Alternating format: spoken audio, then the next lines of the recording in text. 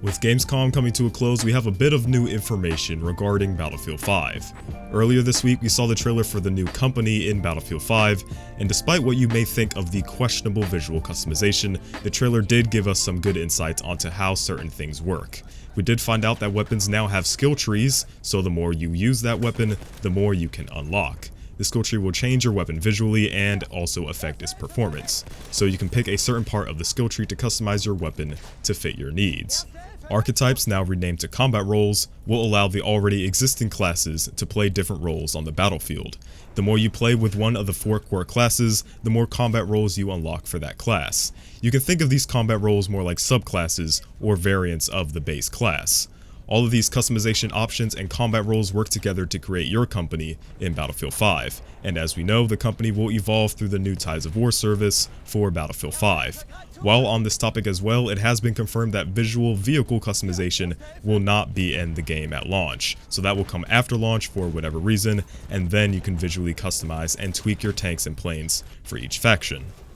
The Battlefield 5 open beta is coming soon on September 6th with a 2-day early access for those who have EA or Origin access or pre-ordered Battlefield 5. We got some details on the new Gamescom and beta build for Battlefield 5. Unfortunately, the NDA for gameplay does not lift until August 31st, so we cannot view gameplay until then.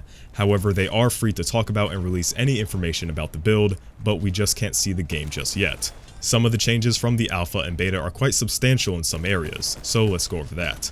The following information was given out by Westy and other game changers after attending Gamescom and playing the build there, so big thanks to them for letting us know about this stuff. The biggest change here is the entire weapon overhaul that happened. The Assault class now has semi-autos in addition to the STG-44, like the Turner's SMLE, the M1A1 Carbine, and the Gewehr 43. This change makes the Assault class much more of a mid-range class, which helps their role as a bit more of an anti-tank class. Vehicle-heavy maps are typically large and open, so having SMGs like in Battlefield 1 doesn't make the most sense. Hopefully this will also tone down the number of assaults in CQB-focused maps.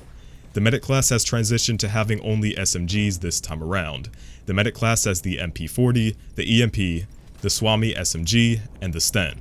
Since revives in Battlefield 5 take much longer, this means that medics have to get closer to the front line more than before. The medic class's true role is to be on that front line, and now Battlefield 5 finally has the weapon redesigned for it. There is no word that if the medic class will be purely SMG for the launch game, but it is for the beta.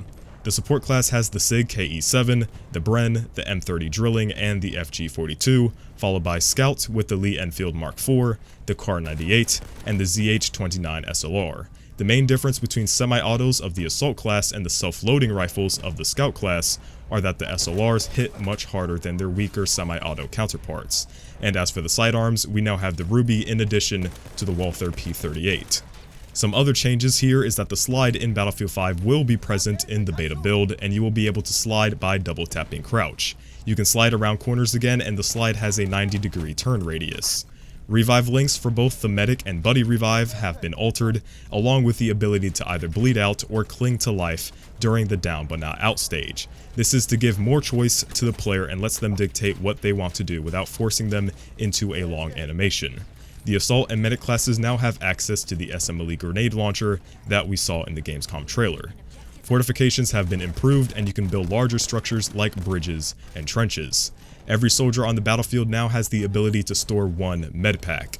If you collect a medpack from a friendly medic or from one of the many resupply stations on the map, and you don't need it at the time, your player will store it for future use. If DICE doesn't want to introduce full health regeneration, which is in my opinion superior, I see that this is an improvement over the alpha. Dragging soldiers will not be in the beta build, so I guess we'll see it at release. As far as visual customizations for soldiers and vehicles go, it is not enabled in this build. Weapon customization is live, and you can skin several different parts of your weapon and not just the entire thing. But it does not look like there are any options that actually change how your weapon performs, but we don't know just yet. And that about wraps up all of the information for both the company and the beta build for Battlefield 5 for you. I can't wait to see gameplay on the 31st and actually play the game on September 4th, so if you enjoyed, then make sure to let me know your thoughts of all of this down in the comment section below. And as always, it's been BloodHound, and I'll catch you guys on the next one.